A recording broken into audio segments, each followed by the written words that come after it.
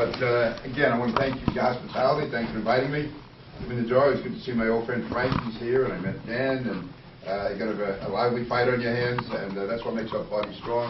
I have the privilege of working with Frank in Congress, and again, we need Republicans in Congress. We need them more than ever. We have to build up our strength, build up our support, and we have all the issues. I believe the key issues facing the American people are going our way. Start at the top domestically. We have to repeal Obamacare. It's as simple as that. This is not working. It's not just a question of something being inefficient, because that can always be worked out. The fact is the program itself, I think, goes against the very heart of our nation.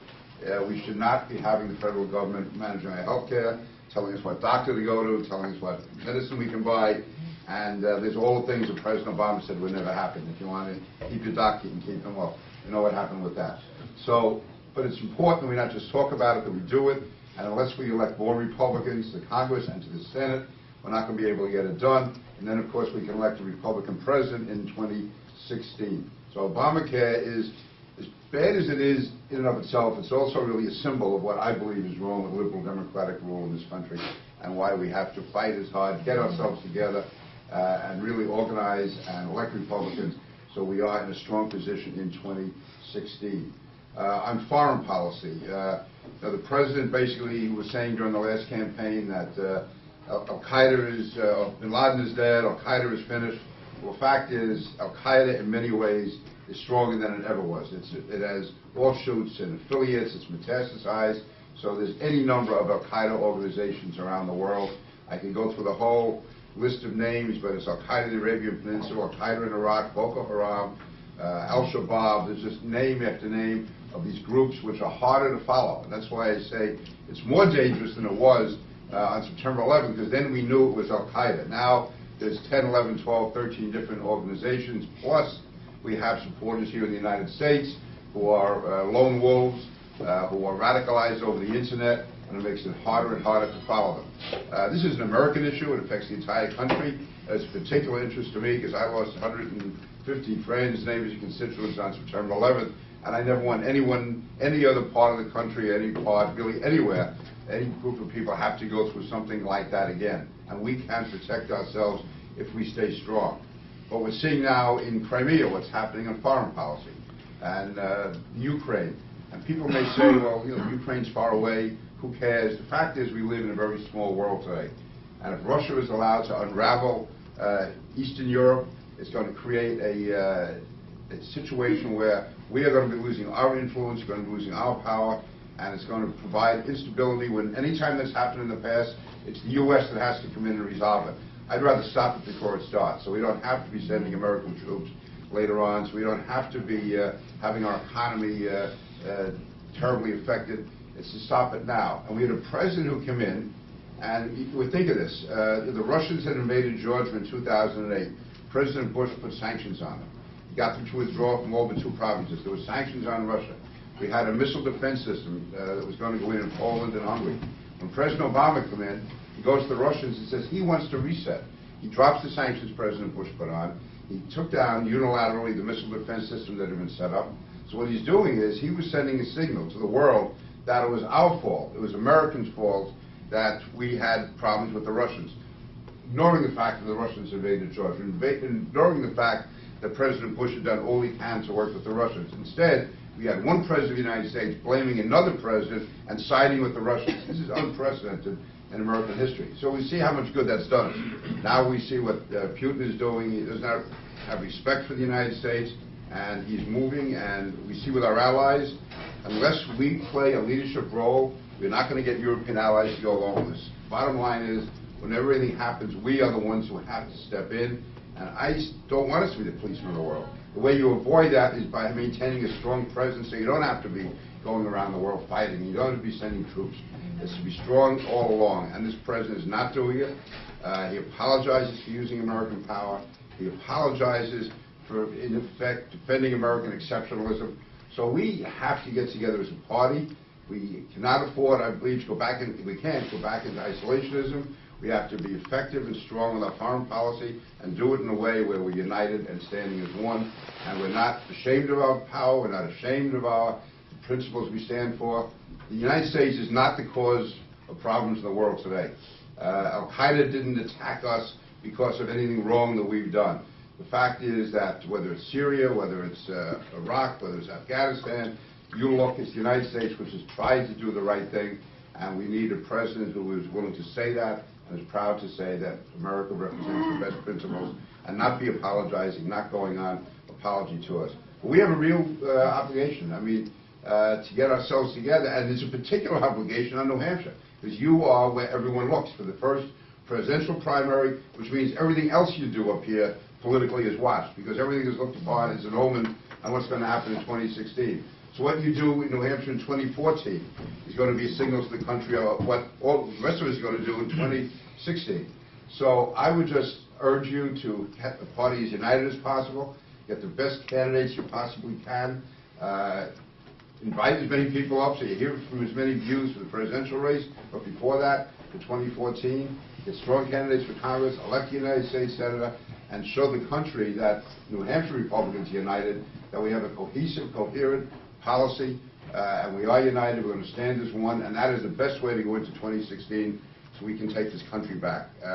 I've been up here a number of times, my name has been put out there. Whatever happens with me as far as running, this is a great opportunity for me. I mean, I've been invited up now to New Hampshire 6, 7 times, and I really have to adjust every time I come here, though, because I'm used to in New York, you walk into a room, hi, I'm Pete King, yeah, so what? You know, it's a little bit of an edge they have down there. You know? Here, first time I came, I didn't realize I said hello and I was on my way to the next person, and the first guy was still talking to me. We're not, we don't do that anymore, so I have to learn to slow down.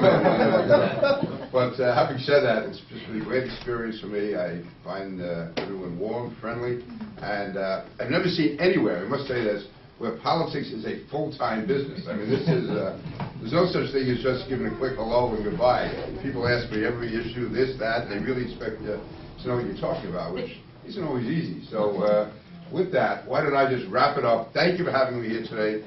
Wish the Derry Town Committee, I've been told, I'm sure there was no pride or anything here, but as Derry goes, so goes New Hampshire. So as New Hampshire goes, hopefully so the country will go. So as for having me here, I'll try to answer any questions you might have. And again, thanks for it, and thanks for the coverage I'm getting from the corner there. Yeah.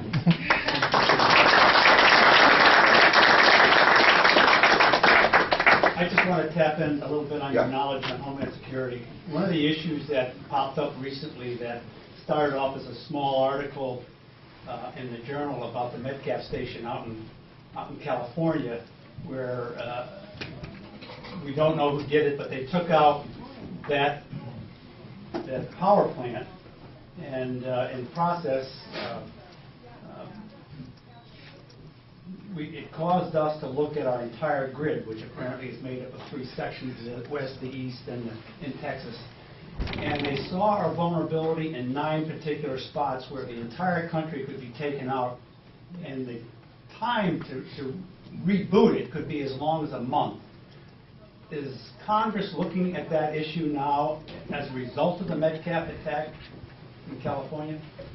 Some of us were looking at it before.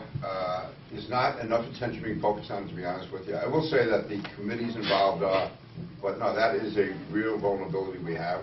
I won't go into all the details, but the power grid is it's a real concern that we have as to how someone who knows what they're doing can cause enormous damage. I'll just leave it at that, but that is a concern we have. Yeah.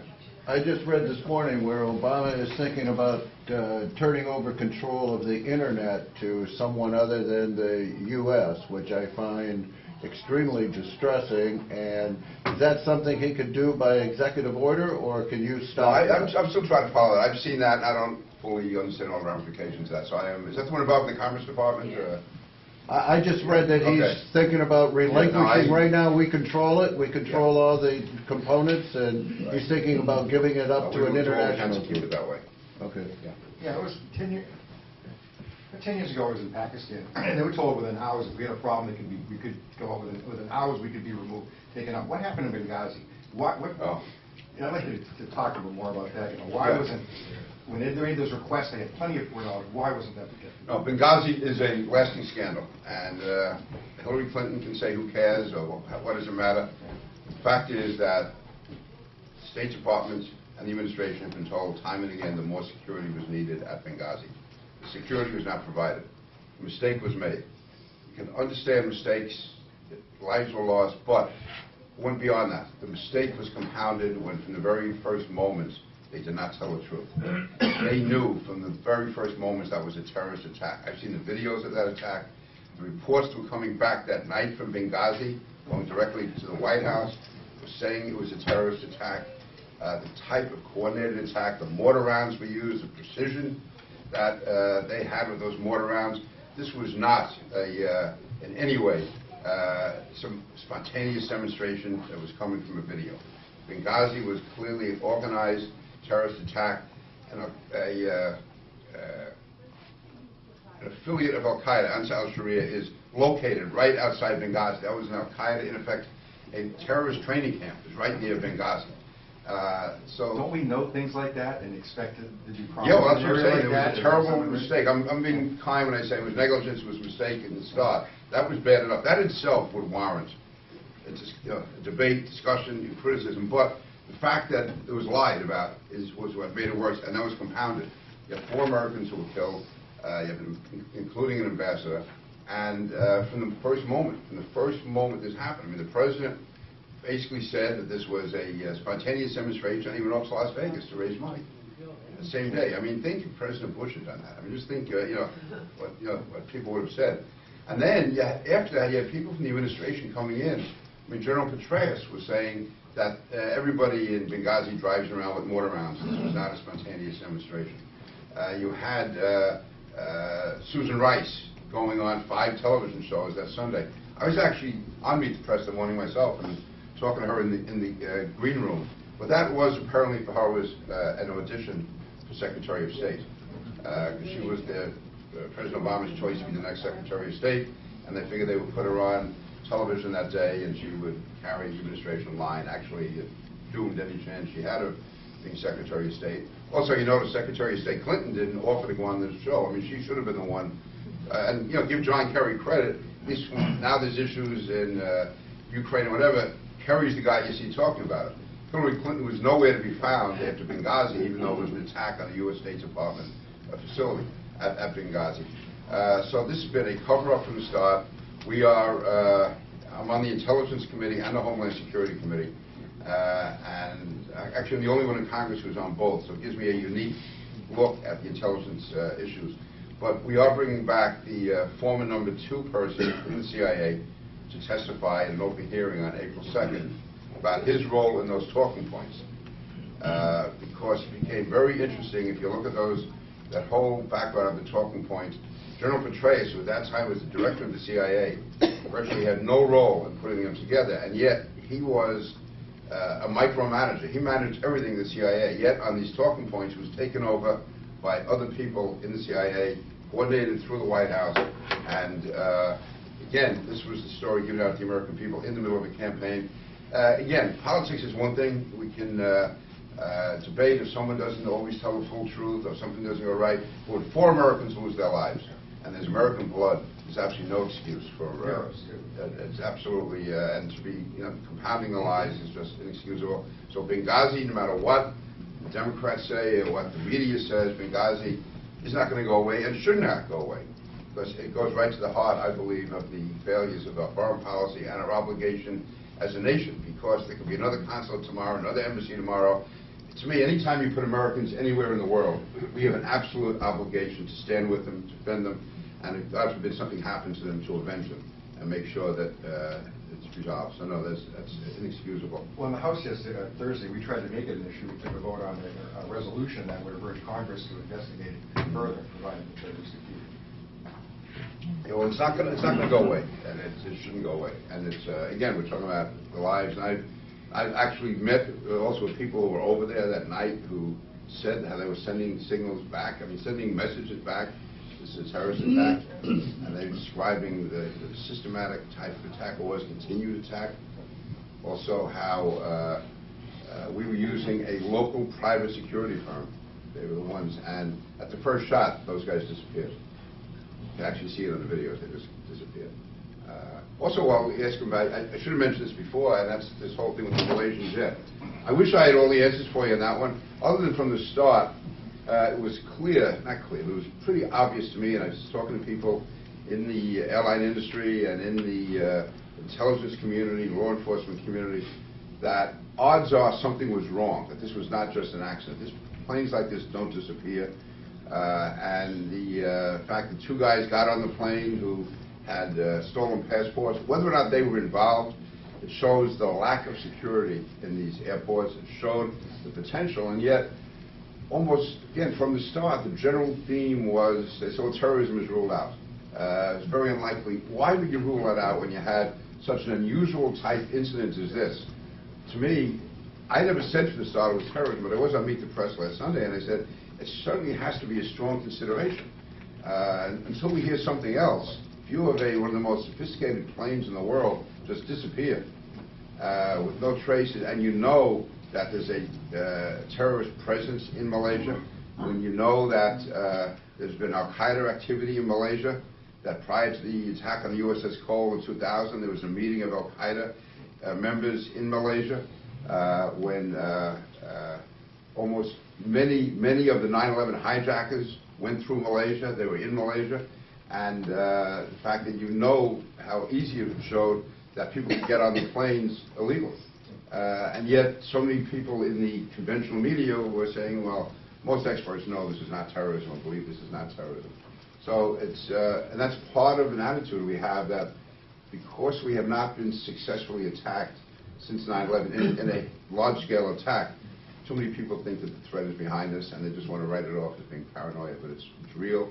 And now, the more and more evidence this was obviously something was done here that was criminal, whether it was a hijacking or terrorist activity. I don't know how you distinguish one from the other, but what happened here was clearly man-made, and it was man-made disaster. You had a question over here? Yeah, I'm sorry, yeah. Yeah, we've seen like scandal after scandal after scandal, and every time they start doing an investigation on the last one, another one takes place.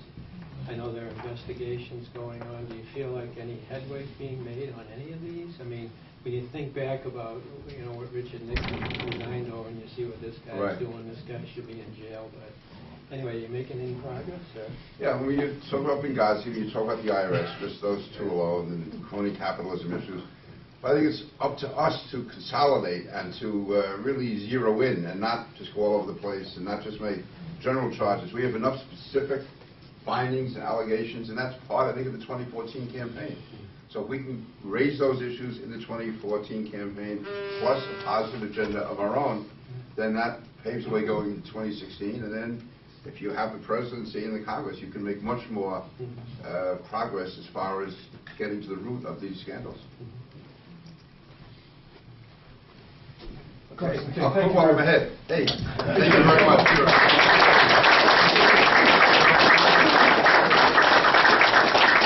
I have to head back to the leadership conference, so, but anyway, it's great to be here with all of you. Frank, good seeing you. Thank you. Thank you very much. Thank you. Yeah. Appreciate it.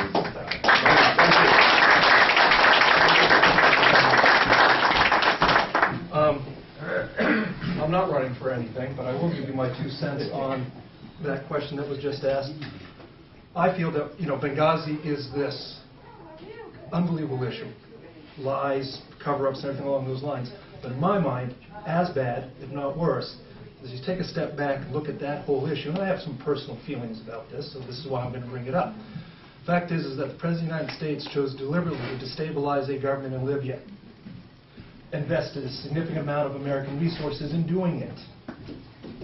Condoned the murder and assassination of a former president of Libya, a ruler of Libya, and then I'd ask you to look at what's taking place in Libya now. It is under the control of terrorist militias. And I don't, you know, see, this is the thing. We talked about Benghazi, and well, we should, but what gets missed on the side is just last week, pirates stole an oil tanker full of oil and are driving around the Mediterranean trying to sell it to the highest bidder. The Libyan government can do, what passes for Libyan government can do nothing about it. Libya is in total disarray, and you want to think about the time and effort that we spent in Libya and the sacrifice of our American ambassador over there. Also, the other thing is, and I'll say this to anyone that is in Congress or who wants to be in Congress, is that if you want to provide proper embassy security, then make sure you can stop drawing down the United States Marine Corps. Because the fact of the matter is, there's not enough Marines to man their security battalions, which requires that these lesser embassies have local security. Anyway, there's my rant. Sorry about that.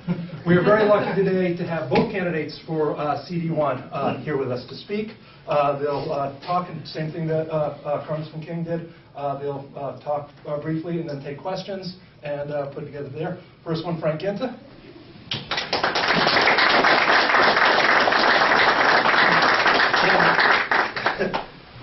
I'm not going to do an introduction. Dan and Frank have been in the town so much that we know their backgrounds and all the rest. So Frank, please, thank you for coming. Well, thank you, Jim. It's good to be here with everybody. I served with Pete for a couple of years, and I can tell you he has always been very, very focused, not just on issues on behalf of New York, but on behalf of the country relative to the safety and security of our country. He takes it very seriously, not just because he's from New York, but because I think he's a great American. And I'm happy to have him come up to New Hampshire as often as he has and as often as I think he'll continue to do. So, give him a chance to continue to help us build our party in such a way that can be focused on winning not just in 2014, but in 2016. So, a couple of things before I take questions. We obviously had a tough 2012. None of us really saw what was about to happen in the evening back in November, but it was very difficult for New Hampshire, for the country. All of our Republican candidates essentially got wiped off in New Hampshire. So I've spent a little bit of time trying to figure out why that happened to us as a party. I have always said, my life is not defined by politics. My life is defined by my wife, my children, my family, and I learned that by losing for the first time in my political career. And you know what? There is life after politics. I was able to spend a lot of time with Colby and Jack. My son played football for the first time this past summer, and I had forgotten, because I played football back in high school and college, I had forgotten what practices were like and how tough they were, even for a 9-year-old. We were going to practice 2.5 hours a day, 4 days a week, in the dog days of August, when it was, if you remember, in the high 80s and 90s, and here's my little son loving it, and I figured maybe this is not going to work out for him. I mean, he's a tall but kind of lanky kid, and I figured the first time he puts pads on, he gets hit by a fellow teammate, he would probably feel the sting and say to me, "Dad, I don't think this is for me." So I'm waiting for that moment to happen. On the sidelines, watching Jack. First, full day of pads. They actually are hitting each other, getting physical for the first time. And sure enough, he was playing defense. A running back came and plowed right over him. He got up, ran over to me, and I'm ready for my son to be crying and take his helmet off and say he wants to go home. He looks at me, he says, "Dad, that was awesome." Runs back into the huddle, and there has been born a hopefully long and illustrious football career for my son. But it gave me the opportunity to do some things that I haven't done in quite a while. I've served this state for a long time as a state rep, as a city alderman, voluntary positions. Then I served as mayor for 2 terms in Manchester, which I very much appreciated, and served in Congress. I've been a very fortunate and lucky person to serve in our state. We believe in service. I loved the days of being a state representative, where the first thing I learned, and I think the first thing most of us learn, is that your word is your bond. Learned that from Gene Chandler when he was Speaker, and it's something that I think we take very seriously here in New Hampshire. As I looked at the 2014 election, I had a decision to make whether I was going to run or not, and there are plenty of reasons not to run. You put your name on a ballot at any level, and you start to get criticized by the other side. As a matter of fact, I want to introduce our friend from American Bridge, who is recording this proceeding. He is not one of our friends, I think I would say. He is on the other side. He tries to make slices of video to make good Republicans look bad when he gives that footage to the Democratic Party. But we welcome it because we feel that there's an open process here in the Republican Party and in New Hampshire. But the reality is when you start to put your name on a ballot, things can get challenging, things can get tough. Standing for what you believe in can be sometimes difficult and an arduous process, but it's an important one. So as I thought about, should I run, I talked to Morgan, I talked to the kids, and my kids are old enough now to influence this decision. And the greatest thing that I think they liked about me being in D.C. is the fact that they could come visit, and I had a walk-in closet when I was in D.C., which we don't have here at our home in Manchester. So that was their fort. That's where they slept at night, and I wasn't allowed to go in their fort once they retired for the night. But that was one of their favorite moments, and the other favorite moment was going on the floor of the house and running into the cloakroom and getting ice cream. Most kids like that. Pete doesn't tell you about some of the little snacks that we get to have, but when you're with a couple of kids and you need to keep them engaged, you go over to the fridge and buy them some ice cream, and they sit there and they say, wow, being a congressman isn't a bad thing. But as we talked about it as a family, the reality set in, again, of the situation that we're in this country. We have a president who for 6 years has done nothing but grow the size of government, who has tried to divide this nation, and who, while talking about hope and change, has eliminated that opportunity for success in the minds of many Americans. And let me tell you what I mean about that. I served with this president. I've met this president. I've been in meetings with this president. And I'm a believer that once someone wins, you honor and respect the office. There's a time for campaigns and there's a time for governing. So I tried to give him a chance like I think the country did. And his opinion on economics, on the size of government, on constitutional issues, on his role, is very different than I think what the average citizen's feeling is. And I saw it firsthand. And that concerns me for the future of our country. And it concerns me for this reason. My folks didn't go to college. They worked hard, started their own small business. I was the first of three in our family. I was the first to go to college in my family. Something in this country that I think we all aspire to for our children. I was the first to go to graduate school right here in New Hampshire at Franklin Pierce Law Center. I was the first to run for office. Those are things that we aspire to for ourselves and for our children, for our grandchildren. And I think we're losing that connectivity with America today. And I think it's because of the approach that this president takes. And by extension, the people that follow him, like Carol Shea Porter, like Annie Custer, like Jean Shaheen. And we have a real opportunity in November to send a very strong message, not just to those individuals, but to the country again, what it means to be an American, what it means to be hardworking, what it means to earn success. Those are values that we teach our children, our grandchildren, and those are values that are important for our nation. It's not just about public policy. It's about how we conduct ourselves and the people that we elect. Now, I am just as frustrated with all of you, not with you, as you are, about our debt, our deficit, our lack of focus on economic growth, on the lack of focus on changing the tax structure. Those are all extremely important issues. But guess what? We cannot have fundamental change in those public policy issues if we don't win elections. And we can win them with principle. We can win them based on principle. But we have to have principled vision in how we communicate to people in this country. We've got to get more people in this party. We've got to be able to communicate to people who are between 18 and 25 and tell them why our policies make more sense for them than the president's does. It's amazing when I talk to kids who are in college or who have just gotten out of college, who tell me they don't feel like they have an opportunity to get a job. They're living at home with their folks, yet they still voted for Barack Obama. it tells me that as a party, we're not connecting enough to enough people. I think we've got a fantastic message. Limited government, local control, low taxes, efficient and effective government, focusing on the Constitution, on liberties, giving people the opportunity to be entrepreneurial, to be successful, to create jobs for others. Those are all things that apply to everyone in America, regardless of who you are or what you look like or where you came from.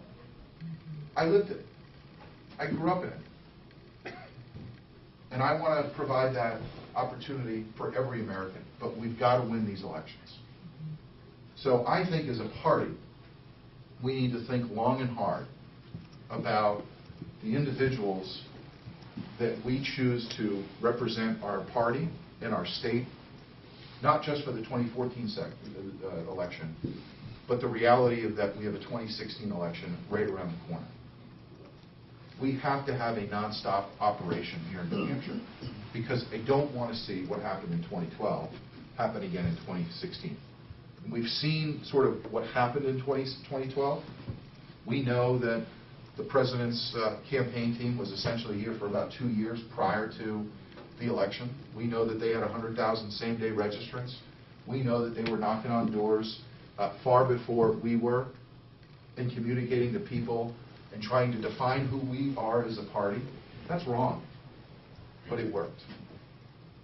So as I look at what happened to all of us in 2012, my commitment isn't just to winning an election. This is not just about me and winning an election. This is about our party, strengthening our party, and making sure we can do everything as a family, as a team, to keep this going into 2016. And that has to be, I think, our focus.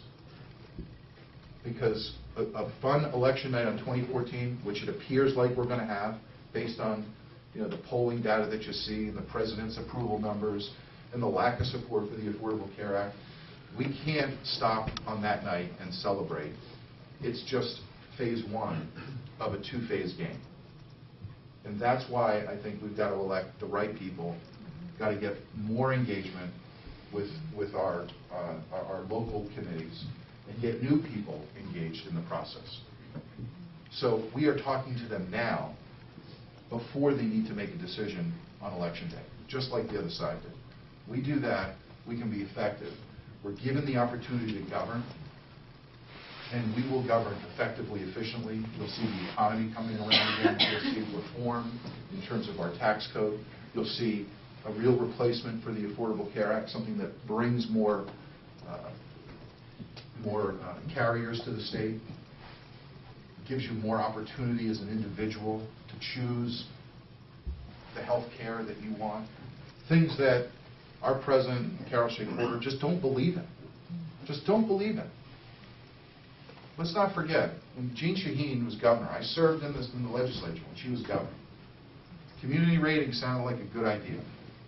This is going back a few years. But it led to having essentially one insurance company in this state. And now, those same Democrats who supported community rating and who support the Affordable Care Act are upset with Anthem because there's only one carrier, and there are a number of hospitals that have been excluded from the exchange in New Hampshire. Well, let me tell you why they're excluded. Because of the mandate of the Affordable Care Act. Let's remind people that that's what started this process, the Affordable Care Act, a mandate from the president and 100% of Democrats, 0% from Republicans. We are united on this issue. And guess what? We have the people on our side. And it's not just Republicans, it's independents and Democrats who don't support the Affordable Care Act either.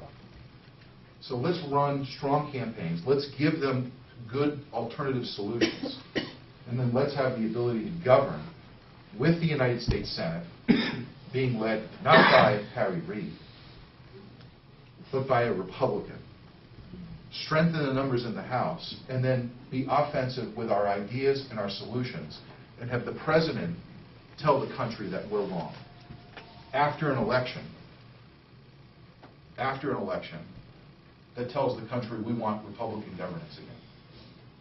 That's where my passion is, that's where my focus is. That's why I decided to do this again. And that's why I want your help and I want your support.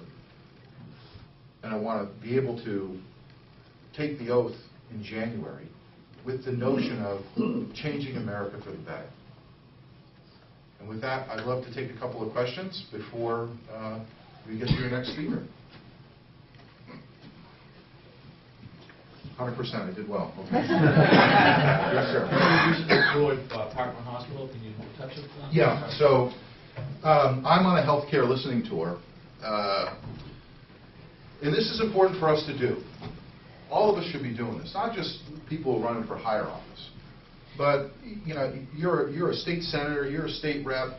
I want you to go and engage with your local community, job creators and companies that are affected by the economy, that are affected by decisions that are being made. So I went to not just Portsmouth Hospital, but also Frisbee and Rochester. I went to Parkland just this week. Met with the new CEO. He's been there for about a year. I previously knew Tina Legere, who was the CEO, great lady, did tremendous things for Parkland.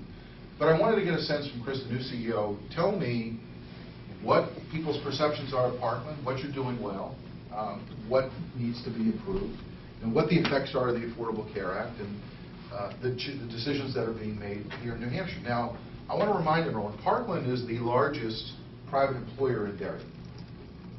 Over 500 employees. Just think about the importance, the economic importance to Derry. And when you have the Affordable Care Act that starts dictating who can get served by Parkland, that has an impact. Because if they see a decline in either the reimbursement rate or the number of patients, or an increase in the amount of money that is uncompensated care, which, by the way, is roughly, for them, $2 million a month. Think about that, $24 million of uncompensated care. A decline, potentially, in the number of patients because of the Affordable Care Act. That's a challenge. That's an economic challenge. Now, they'll figure out a way to resolve it. But I'm concerned about that, not just for Parkland, but for Derry. So one of the things I proposed to Chris, I didn't propose, I asked him his opinion. This is something I've talked about in the past and something I'll propose more formally later in the year. But we've got to start thinking differently in the state of New Hampshire about how to provide access and how to reduce costs. Well, the first way we can reduce cost is create more competition, bring more carriers into the state. We've done a terrible, not we, I'm sorry, the Democrat governor and governors and Democrat legislatures over the last several years have done a poor job of trying to talk about bringing more carriers into the state, which then would reduce premium, reduce the cost because you have more choice. Hospital execs agree with that, so does Parkland, so do others. That's one thing we can do. But the other thing that we can do is recognize that New Hampshire is about 1.3 million people. Why not regionalize New England or northern New England? And so I mentioned this to the execs at Parkland. I said, what do you think about this notion of getting the insurance commissioners together from the states, the governors and the congressional delegations, and try to have cooperative agreements? So you look at northern New England or New England as an entire block. So what that means is buying insurance across state lines. Eliminate that state line. Republicans have talked about that for years because it works. When I talk to the insurance commissioner in New Hampshire, he says it can happen. The only boundary is that it has not been done by, guess who? The Democrat governors of these New England states. Maine has interest in it. And when I was in office, I talked to Democrat members of Congress from New England who actually would support the issue, support that notion. I've actually talked to Mike Michaud up in Maine. I've even talked to, Bernie Sanders, but Peter Welch is the House member, but they agree. I've talked to members down in, even Barney Frank agreed with it when he was in. This is not this should be an apolitical issue. So we can grow the number of citizens we have in the pool that will attract more carriers to come to the state. And I guarantee you that all of a sudden you would see a reduction in cost. And, by the way, a reduction in uncompensated care, because when you make insurance more affordable through a free market, more people will go and purchase it. So I'm going to continue the healthcare tour and see the remainder of the hospitals in the district and medical providers and meet with different organizations, patients, to get a sense of how the Affordable Care Act is affecting them. But I'll end the comment by saying this. I met a gentleman about 3 weeks ago. Doesn't live in Derry, lives in the immediate area. Small business owner, has 9 employees, a wife and 2 kids. He got a cancellation letter. He's on an individual plan. Keep in mind, there are only 30,000 individual plans. 22,000 of them were eliminated. People don't realize the percentage. We only heard the 22,000 number. There were only 30,000 plans by Anthem. Almost all of them got canceled. So he had to go find new insurance, just for his family. Higher deductible, $650 more per month, $650 per month more. So I asked him, well, what are you going to do for your employees? Because he's a small business, they're all, you know. He said, well, I'm going to pay the differential out of the revenues from the business. And I'll do that for 1 year. And then I'll have to figure out what we do in the next year. Because he just doesn't expect to have that revenue for future years. But he says, you know, I care about the people that work for me, their families. I want to try to do something for them, at least for 1 year. And give them 1 year to figure out. Well, since then, the president has said, oh, we're going to push off, we're going to delay again for another year. So we've had families going through heartache of how to get insurance. Companies are already preparing for either an elimination of their policies because they can't afford them, or a huge, massive increase, which we've seen through nonpartisan reports is happening. And now it's delayed a year. The same thing's going to happen a year from now. By the way, it's delayed for after the election in hopes that this won't have a negative effect on the people who supported the very piece of legislation. Ironically, Republicans were saying back in October last year, let's delay. And Democrats, including Carol Shea Porter and Jeanne Shaheen and Annie Kuster, were saying, no, no, no, we don't want to delay. And then Annie and Carol voted for a delay bill, a Republican delay bill, just a week and a half ago in the House, one of only 27. I think they're kind of flip-flopping on the issue. No conviction. Realizing that they're fighting for their political lives. Instead of doing something like saying to the president, maybe we should repeal this law, they say, let's delay so we can get elected. That's not principled leadership. That's not serving New Hampshire. That's not serving the very people that they claim they want to help by trying to institute further regulatory requirements on us as patients. Anyone else? Very good. All right, thank you very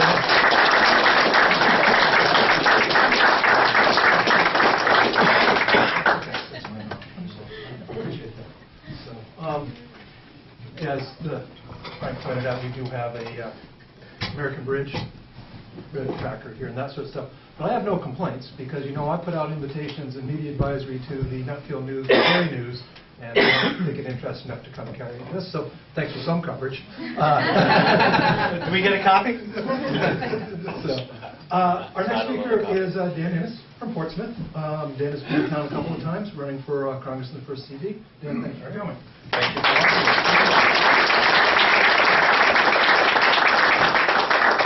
Good to see you again, those that I'm seeing for a second or third time, and those I've just met. It's been a pleasure, and I'm pleased to have the opportunity to talk with you a little bit this morning.